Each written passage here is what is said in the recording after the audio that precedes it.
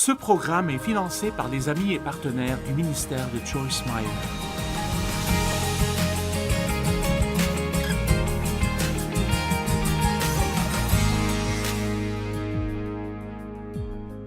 Vous savez, tout doit avoir une force opposée. Nous ne saurions pas vraiment ce qu'est la foi s'il n'y avait pas de peur. Et nous n'aurions pas à faire de choix. Et Dieu n'a pas tout fait bien pour nous amener ensuite au point où nous ne puissions rien faire d'autre que choisir le bien. Il veut que nous choisissions. J'ai mis devant toi la vie et la mort, la bénédiction et la malédiction. Choisis la vie afin de vivre toi et ta descendance. Les choix que vous faites affecteront votre descendance.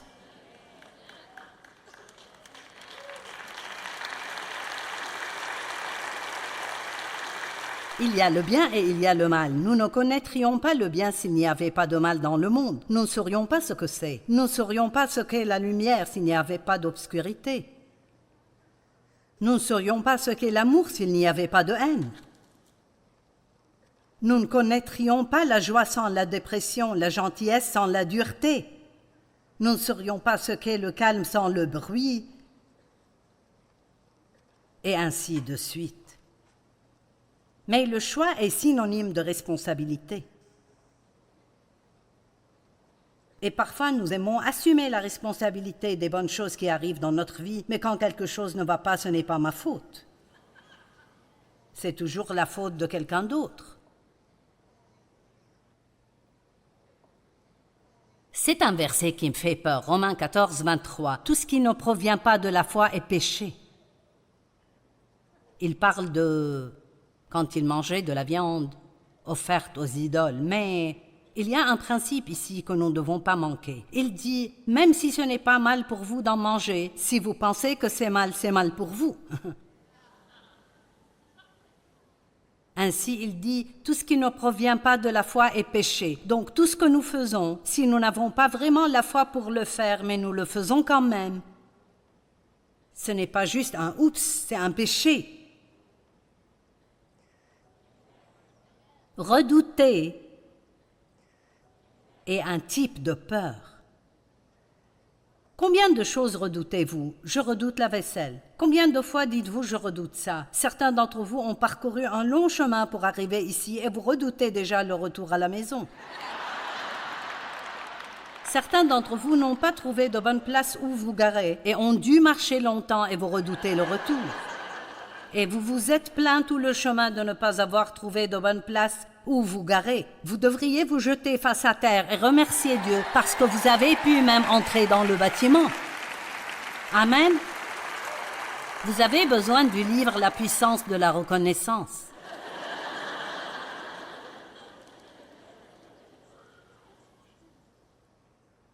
Si vous pensez que je suis dur avec vous, je le suis tout autant avec moi-même. Redouter et regretter.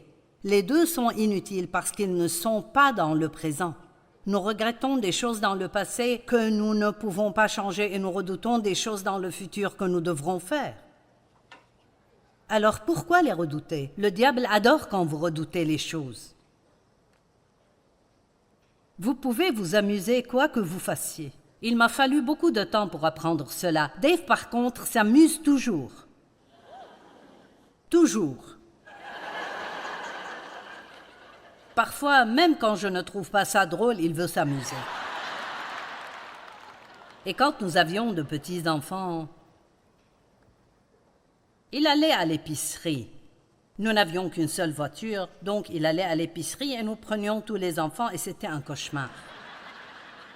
Et nous n'avions pas beaucoup d'argent, comme $70 pour 2 semaines d'épicerie, et donc je devais utiliser tous les coupons que je pouvais trouver et amener une calculatrice avec moi et calculer tout ce que j'achetais. Et vous savez comment nous sommes, nous achetons tout ce qui semble bon. N'allez jamais à l'épicerie le ventre vide, c'est une erreur grave. Et si vous faites attention à la façon dont le magasin est aménagé, tout ce dont vous avez vraiment besoin se trouve dans les dernières rangées. Le lait, les œufs, le fromage, c'est dans la toute dernière rangée où vous allez. Et donc, vous avez déjà dépensé votre argent avant d'y arriver et ils espèrent que vous dépenserez plus.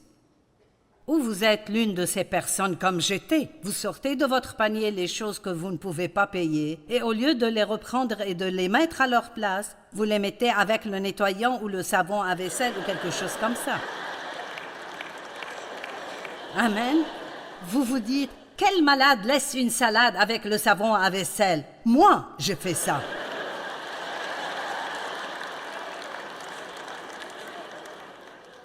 Mais si Dave va au magasin, il s'amuse. Et il mesure près de 2 mètres, donc il peut voir des choses que je ne peux pas voir. Et donc, il se cachait dans une allée et il pouvait me voir, mais je ne pouvais pas le voir. Et donc, il choisissait quelque chose de doux qui ne me ferait pas mal, comme un rouleau de papier toilette, et il le jetait dans l'allée. Ça me frappait. Et puis, il poursuivait les enfants avec le chariot. Et je me mettais de plus en plus en colère, au point où je pensais que j'allais exploser. Et j'avais ma calculatrice, j'avais mes coupons, et je me disais, j'essaie de faire ces courses, de les payer, de les mettre dans la voiture, de les ramener à la maison et de les ranger. Il a dit, j'essaie juste de m'amuser un peu. Maintenant, évidemment, n'importe qui peut exagérer en étant comme ça. Mais c'est vrai, il y a tellement de choses que nous redoutons alors que nous pourrions nous amuser. Allez!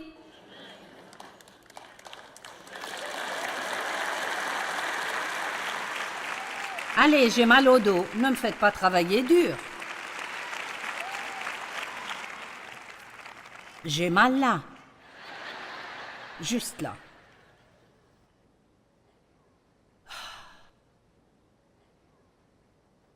Tout ce qui ne provient pas de la foi est péché.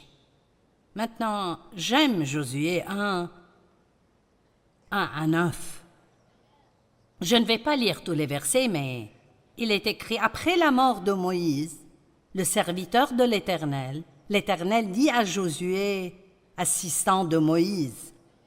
Et j'aime le fait que Josué ait passé des années à ne rien faire d'autre que de servir Moïse. Et ensuite, c'est lui qui a pu prendre la place de Moïse.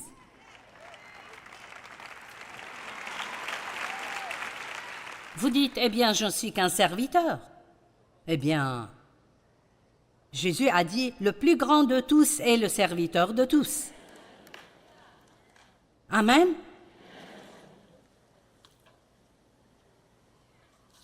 Alors, il a pris la place de Moïse.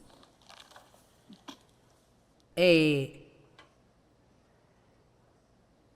le verset 2 dit « Moïse, mon serviteur, est mort », ce qui est intéressant parce qu'il le pleurait déjà depuis 30 jours, donc il savait qu'il était mort. Pourquoi leur a-t-il dit qu'il était mort alors qu'il savait très bien qu'il était mort? Parce qu'il faisait en fait une déclaration. Il est mort, les 30 jours de deuil sont terminés, il est maintenant temps de se lever et de se remettre à vivre.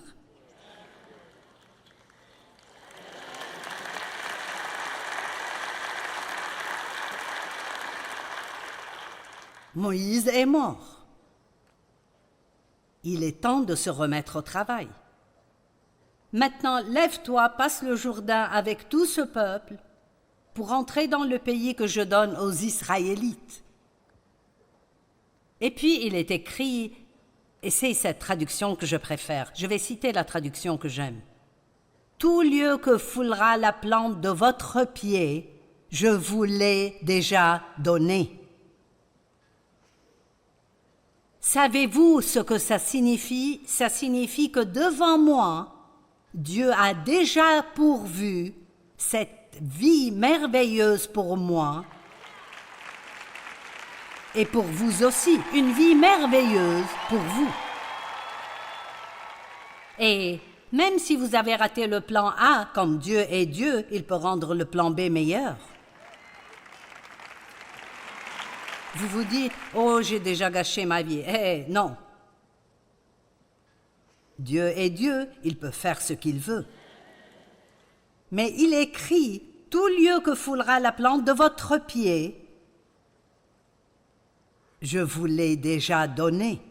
Dieu nous l'a déjà donné, mais nous devons aller le prendre. Vous me suivez? Dieu l'a déjà donné, mais vous devez aller le prendre.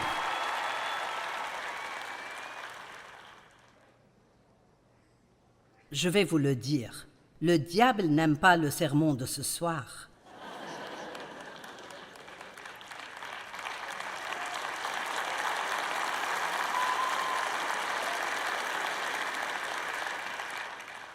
Verset 5.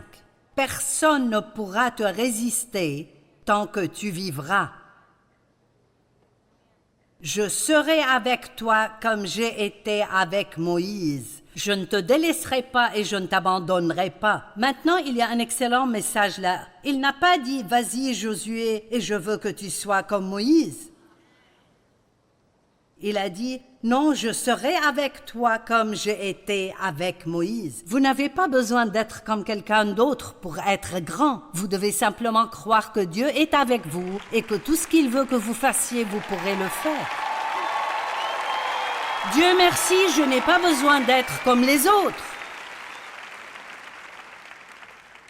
Je suis libre d'être moi et vous êtes libre d'être vous. J'aime ça. Je serai avec toi comme j'ai été avec Moïse. Maintenant, au verset 6, verset 7 et verset 9, il dit la même chose 3 fois. Fortifie-toi et prends courage. Verset 8, fortifie-toi et aie bon courage en te conformant fidèlement à toute la loi que Moïse, mon serviteur, t'a prescrite. Ne t'en écarte ni à droite ni à gauche, afin de réussir où que tu ailles. La clé pour avoir une belle vie est très simple, obéir à Dieu. Il n'y a rien de difficile dans la chrétienté. Elle est très simple. Vous voulez avoir une vie si géniale qu'elle vous gardera bouche bée dans l'admiration? Obéissez à Dieu.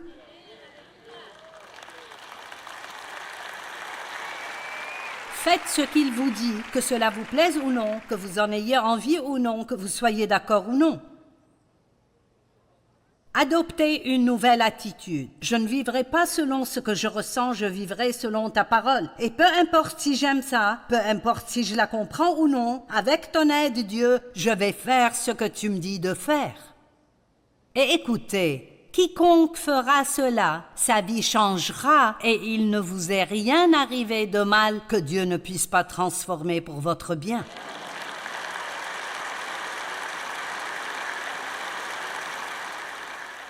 Est-ce que je pousse quelqu'un à bout? Je veux dire, est-ce que vous comprenez? Est-ce que... Je vais arrêter de vivre selon ce que je ressens. Je vivrai selon la parole. Et vous savez, c'est facile de dire oui ici. Mais attendez la prochaine fois où vous voulez faire quelque chose et vous savez que Dieu vous dit de ne pas le faire.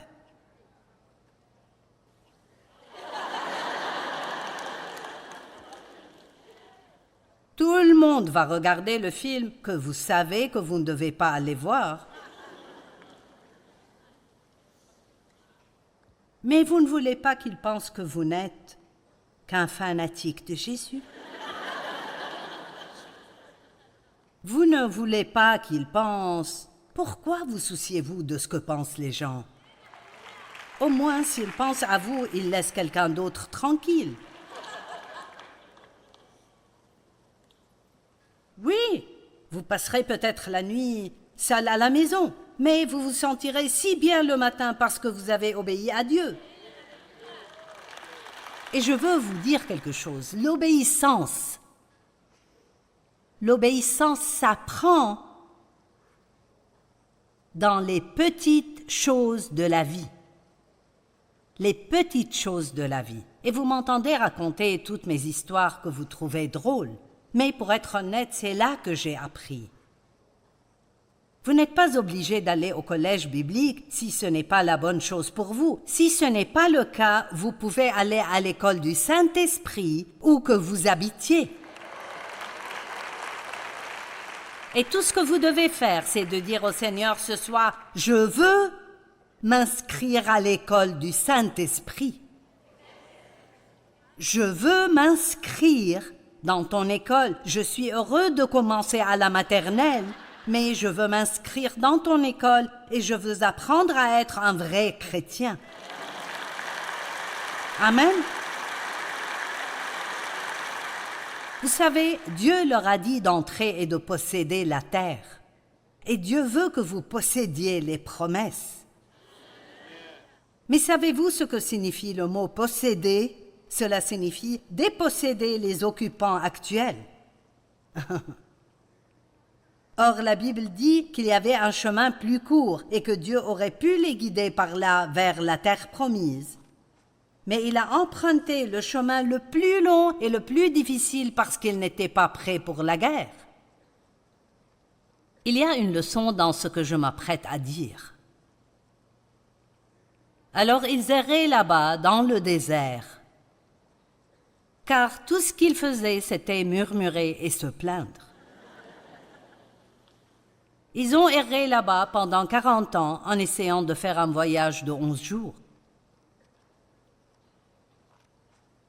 Et si vous lisez le récit, chaque ville qu'ils ont prise, ils ont dû se battre et faire fuir les occupants actuels. Jéricho, la première ville qu'ils ont prise, ils l'ont possédée, mais ils ont dû d'abord déposséder les personnes qui l'occupaient. Ils ont dû faire la guerre. David a été oint comme roi 20 ans avant de porter la couronne. Qu'a-t-il fait entre-temps? Il a dû combattre Goliath. Vous devez apprendre à vaincre le diable. Et savez-vous comment faire ça? En ressentant la peur, mais en faisant ce dont vous avez peur.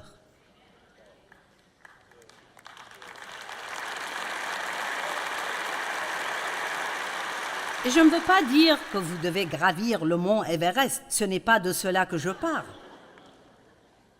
Je ne sais pas bien nager, donc je ne vais pas aller au côté profond de la piscine. Ce n'est pas le genre de choses dont je parle. Je dis que vous avez une destinée. Vous avez une destinée, mais le diable essayera de vous faire reculer. J'ai attendu si longtemps pour pouvoir prêcher. Je voulais tellement que quelqu'un me demande de venir prêcher que ça devenait insupportable. Et finalement, quelqu'un l'a fait. Et j'ai eu pas un, mais deux engagements d'affilée. Je devais aller au Colorado et ensuite je devais aller en Floride. Et au Colorado, j'ai prêché avec ce prédicateur célèbre et bien connu. Et j'étais ravie parce que je savais qu'il attirerait une grande foule. Eh bien, il a annulé. Il y a eu une tempête de neige. Et il n'y avait que moi. Et quelques personnes, très peu, vraiment très peu de personnes. J'étais tellement découragée. Et je veux dire, le diable m'a dit, « Qui penses-tu tromper? Tu n'es appelé à ne rien faire. Tu as tout inventé, c'est juste stupide. » Donc je suis allée en Floride et il devait y avoir environ 900 personnes à cette conférence. Maintenant, je n'ai été invitée que parce qu'un ami, un conférencier a annulé à la dernière minute, alors ils m'ont invitée. Et je n'étais pas là des principaux intervenants. Et tous les intervenants étaient assis au premier rang. Et il y avait le révérend un tel, et l'évêque un tel, et la prophétesse une telle, et Joyce de Fenton. Et j'avais déjà l'impression d'être si petite. Et ils ont demandé à tous les intervenants de l'atelier de se lever et de donner environ 3 minutes de ce dont ils allaient parler dans leur atelier. Et j'avais tellement peur que quand je me suis levée pour parler, j'ai ouvert la bouche et quand j'ai essayé de dire quelque chose, juste un petit cri est sorti. Genre... Vous savez, quand vous avez peur, vous avez soif, vous sentez que vous devez aller aux toilettes, vous transpirez, et c'est un gros gâchis. Et le diable me crie à l'oreille, « Si tu avais juste un peu de bon sens, tu prendrais tes affaires, tu sortirais d'ici et tu retournerais à Fenton. Qui penses-tu être ?» Regardez cette prophétesse, ce prophète, ce révérend. Et là, Joyce.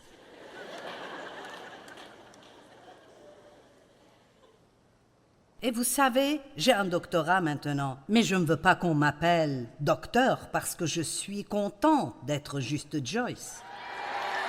Amen, amen.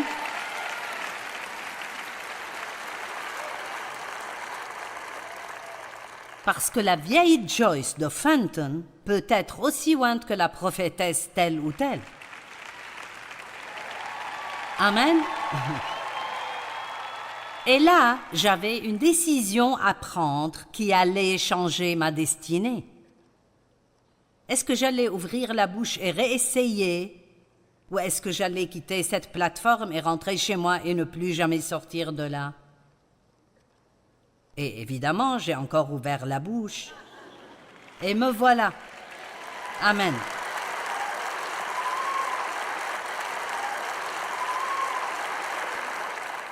Faites-le malgré la peur. Je raconte une histoire dans mon livre et je vous la raconterai. Il y avait une femme, c'est une histoire vraie. C'est une histoire vraie. Elle a raté sa vie à cause de la peur. La peur lui a tout volé. Elle ne sortait pas la nuit, elle avait peur du noir, elle ne conduisait pas, elle avait peur de conduire. Elle n'aimait pas être avec beaucoup de monde, alors elle vivait une vie solitaire. Il n'y avait que peur, peur, peur. Et elle était chrétienne. Et la Bible dit, ce n'est pas un esprit de timidité que Dieu nous a donné, mais un esprit de force, d'amour, de sagesse et de maîtrise de soi.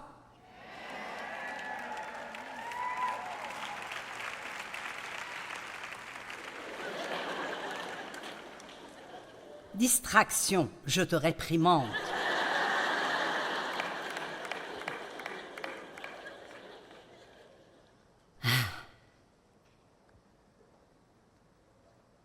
Et alors, l'une de ses amies chrétiennes est venue la voir et elle s'apitoyait sur elle-même. « J'ai tellement peur, c'est juste que la peur me vole tout. » Et la femme l'a regardée. Et quand j'ai lu ceci, ça a aussi changé ma vie. Elle a dit, pourquoi ne le fais-tu pas malgré ta peur? Eh bien, qu'est-ce qui vous fait penser que si vous avez peur, vous ne pouvez pas quand même faire quelque chose? Savez-vous ce qu'est le courage? Aller de l'avant malgré la peur.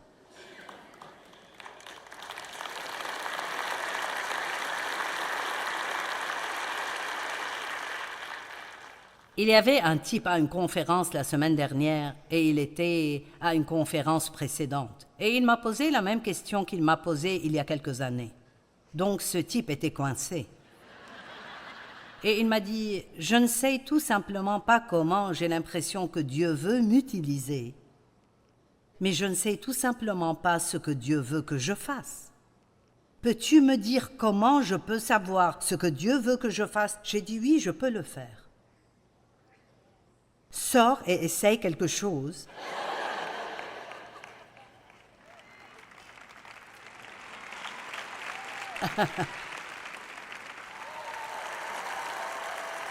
Et si ça ne marche pas, tu as fait une erreur. Alors tu prends du recul et tu dis ce n'est pas ça. Puis la prochaine opportunité se présente, essaye ça. C'est un peu comme se préparer pour une fête. Je fais une fête maintenant parce que je fais ce pourquoi Dieu m'a appelé. Je m'amuse tellement ici ce soir. Je préférerais faire ça plutôt que n'importe quoi d'autre. Mais j'ai essayé d'autres trucs. J'ai essayé de prêcher dans la rue et j'ai détesté ça. J'ai essayé le travail avec les enfants, ils ont détesté ça. J'ai même nettoyé la maison de mon pasteur, j'ai détesté ça. J'ai essayé d'être sa secrétaire, mais j'ai été virée.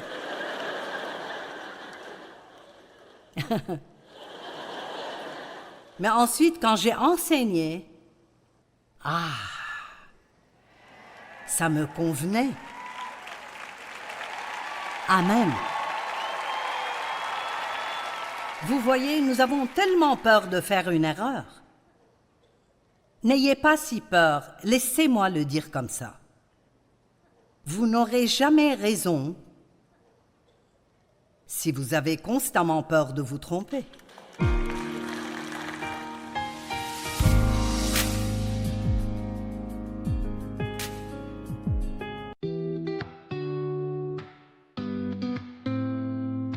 Leaves are falling golden brown, whispers of autumn all around. In the chill of the morning air, I find your presence everywhere. Every step we took down memory lane, in my heart, those moments remain. Autumn memories in the air, with every breath I feel you there. The colors of our love so true, in every shade I see you. Autumn memories, a timeless blend, in the season where our hearts ascend. Underneath the old oak tree, you and I, just you and me.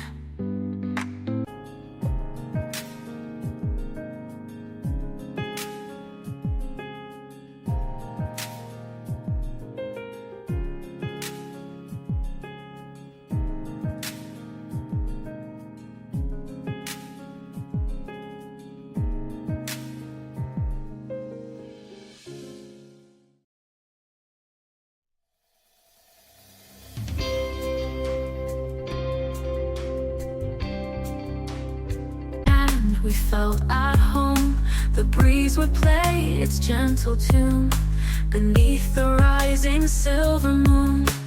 Through the fields of amber and gold, stories of our love unfold. The evening breeze, a silent song, reminds me where our hearts belong.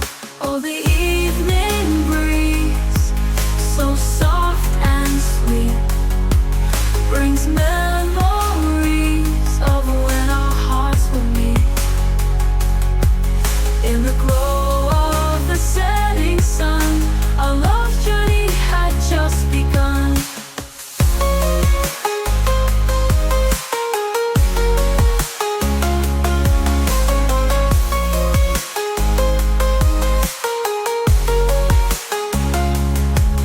Down the quiet lane